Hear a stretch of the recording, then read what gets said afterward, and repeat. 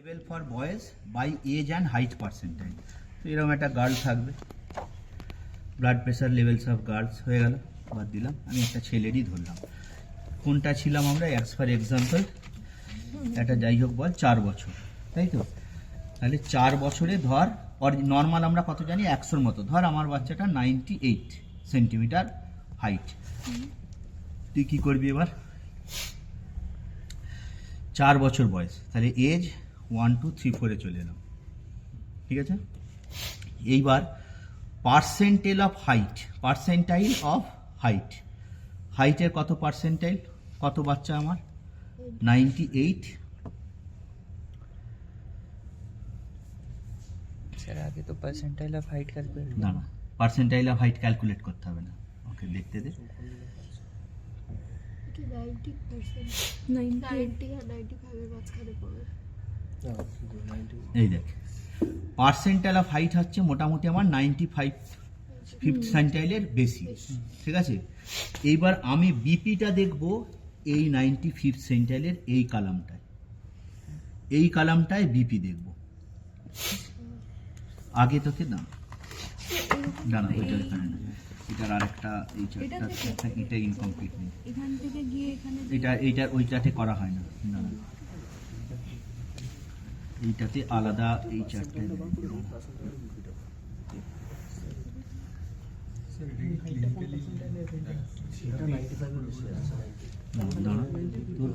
এইটাই ব্যাপার। তাহলে 4 বছর, এই 4 বছরে এলাম, 4 বছরে কত লিখেছি আমি 98, 98 যা 98 আসছে, 90 টু 95 কত আসছে দেখ, 98 100 এরকম জায়গায় আসছে। 4 বছর কোথায় গেল, এটা আবার দেখা যাচ্ছে না, ছোট হয়ে যাচ্ছে কোনটা, এই 4 বছরে গেলাম।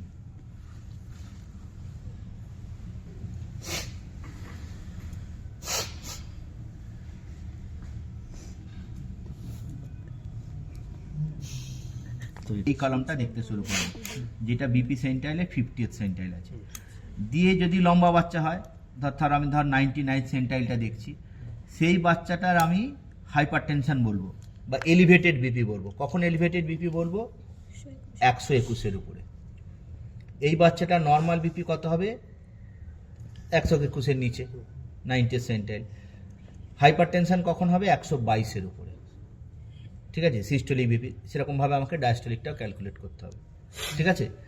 এবার এটা যদি এর যদি এইটা থাকে, এখানটায় এই পুরো সেন্টাইলের চার্ট নেই তোর কাছে, এইটা দিয়ে তুই এক্সাক্ট সেন্টাইল পাবি না, যে এইটার হাইটে কোন সেন্টাইলে বসাবো, 50 90 95 99, এটা সবগুলো তোর কাছে নেই মনে হয় এখানটায়।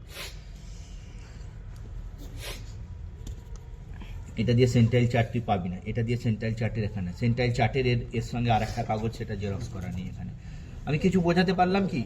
যে একই জিনিস, শুধু একটা জিনিস দেখ, যে 4 বছরের বাচ্চার একটা বেটে বাচ্চা যদি হয়, সেই বাচ্চাটার হাইপার টেনশন হচ্ছে 97 বিপির ওপরে, মিলিমিটার অফ মার্কারির ওপর, অথচ ওইটাই যদি লম্বা হয় 122-এর উপরে।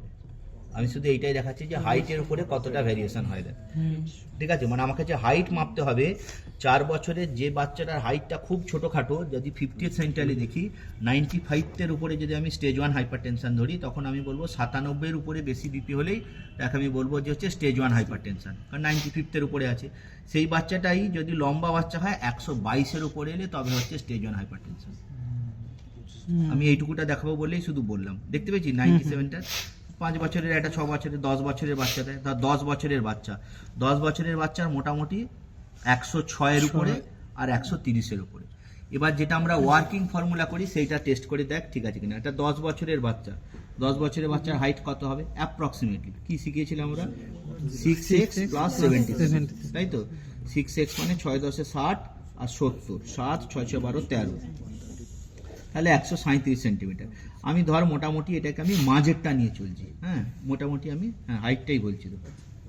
10 বছরের বাচ্চা 50th সেন্টাইল, আমি মাঝামাঝি ধরছি আমি, হ্যাঁ 90, মোটামুটি 90-90 সেন্টাইলের মধ্যে আছে। তার ক্ষেত্রে দেখ 119-এর উপরে হচ্ছে হাইপার টেনশন, এইটাই যদি লম্বা বাচ্চা হয় 130-র উপরে। এবার আমাদের ক্যালকুলেশনে কত আসছে?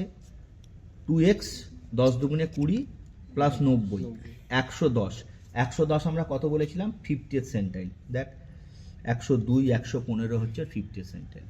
মানে আমরা যে রাফ ক্যালকুলেশনটা করি সেটাও খারাপ নয়।